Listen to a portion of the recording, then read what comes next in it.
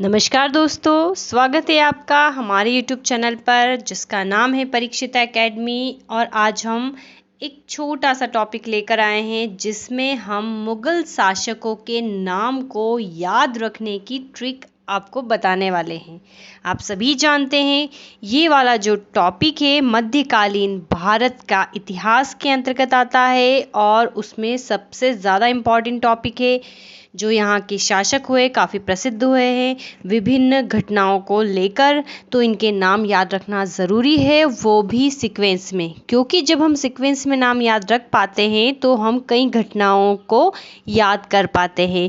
तो एक बहुत ही सिंपल सी ट्रिक हम लेकर आए हैं, तो बिल्कुल हम आपको बताएंगे। लेकिन इसके पहले हमेशा की तरह आपसे कहेंगे कि अगर आप हमारे इस YouTube चैनल पर नए हैं तो हमारे चैनल को अभी सब्सक्राइब कर लीजिए।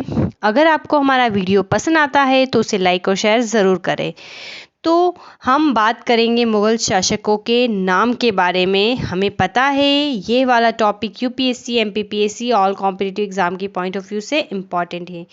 तो आगे बढ़ते हैं, ठीक है, और बात करते हैं।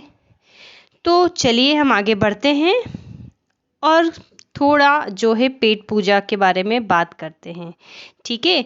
तो भाजी जनरली जो मालवा का क्षेत्र है, राजस्थान का क्षेत्र है, साग भाजी तो मतलब वो सब्जियों से ही इसका अर्थ निकाला जाता है, ठीक है।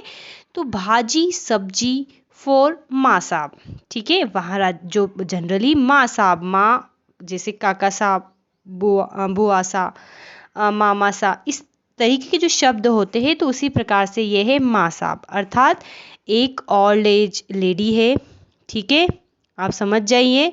और इनको सभी लोग जो है माँ बोलते हैं, अर्थात माँ साहब बोलते हैं।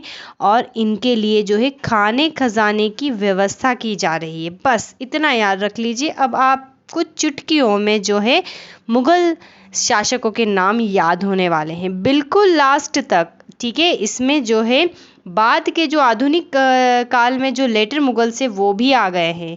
तो आपको ये बात समझ में आ गई होगी किस प्रकार से हमें जो है पकवान खिलाना है, किसको, माँ साहब को, ठीक है।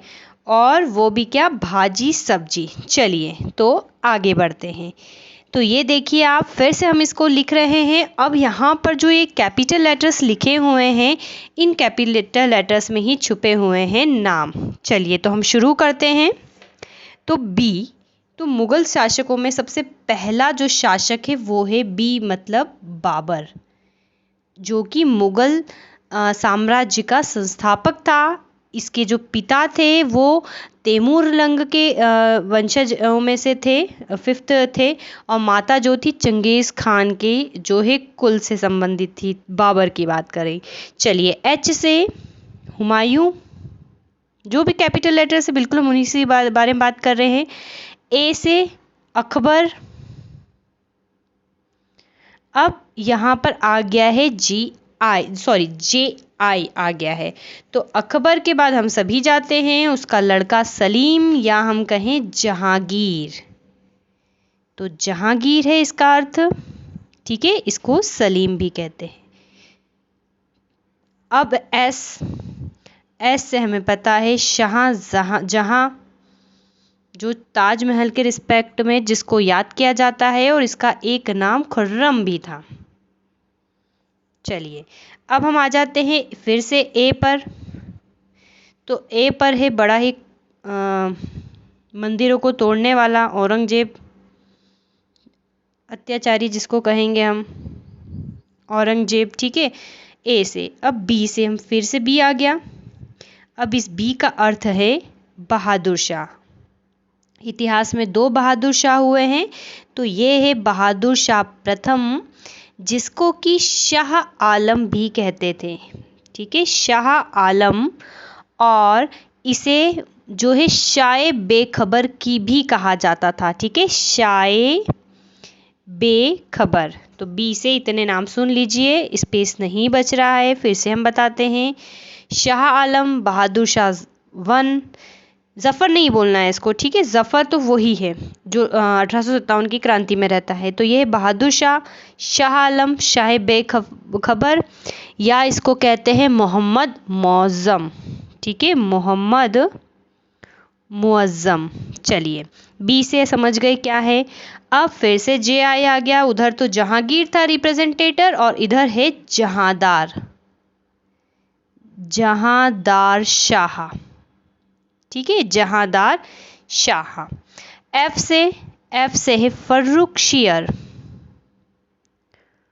फर्रुख शियर जिसको घृणित कायर की संज्ञा भी दी जाती है, अर्थात इसको इस नाम से भी जाना जाता है, घृणित कायर।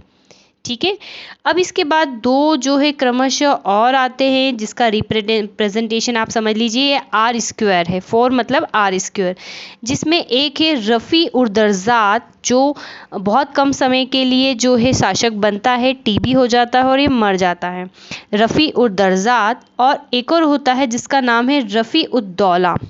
ठीक है, रफ़ी उद दर्जात और रफ़ी उद दौला। तो जो रफ़ी उद दौला होता है इसे शाहजहां सेकंड भी कहा जाता है। ठीक है, अर्थात इसका एक नाम शाहजहां भी था जिसको हम जो है आइडेंटिफाई करने के लिए शाहजहां सेकंड बोल रहे हैं। और इसका भी जो है पैचिस से डेथ हो जाती है, अफीम खाने का ये शौकीन होता है। ठीक है, चलिए अब हम बढ़ते हैं एम की तरफ। तो M4 होता है मोहम्मद शाह।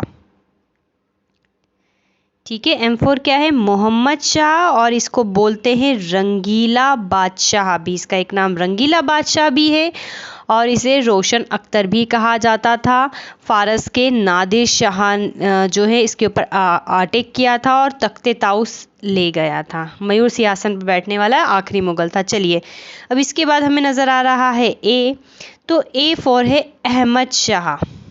ठीक है, अहमद शाह द्वितीय। इसके पहले भी किसी का नाम अहमद शाह रहा होगा जिसको कि 1 होगा, तो ये अहमद शाह 2 है। इसके बाद फिर से ए दिख रहा है, तो ये है आलमगीर। ठीक है, ये क्या है, A4 आलमगीर। अब स्पेस यहाँ पर कम दिख रहा है, तो चलिए आगे बढ़ते हैं। साब हमारा बच रहा है, माँ तक पूरा हो गया था। ठीक है, अब ऐसे शाह आलम द्वितीय, शाह आलम द्वितीय, या इसको अली गौहर भी कहते थे, या इसको अंधा बादशाह भी कहते थे। ठीक है, इसी ने 1765 में अंग्रेज़ों के साथ इलाहाबाद की संधि की थी और इसको गुलाम कादिर अफगान ने अंधा कर दिया था, इसलिए इसको अंधा बादशाह कहते थे। फिर A4 है अकबर द्वितीय। अकबर द्वितीय, इसी ने राजा राममोहन राय को राजा की उपाधि दी थी। और लास्ट में है बहादुर शाह जफ़र। बहादुर शाह द्वितीय भी बोल सकते हैं या बहादुर शाह जफ़र द्वितीय भी, क्योंकि ये कविताएं करते थे जफ़र नाम से, इसलिए इनको बोलते थे बहादुर शाह जफ़र, जिन्होंने 1857 की क्रांति में इनको नेतृत्व दिया गया था। जो क्रांतिकारी है उनके द्वारा, जिसके कारण इनकी जो है बहुत प्रॉब्लम हो गई थी। चलिए, तो हमने हमारे आज के वीडियो में क्या बताया, आपको एक ट्रिक बताई है जिससे कि आप सारे जो भी मुगल्स हैं इनके नाम एकदम सीक्वेंस में याद कर सकते हैं बिना किसी गलती के।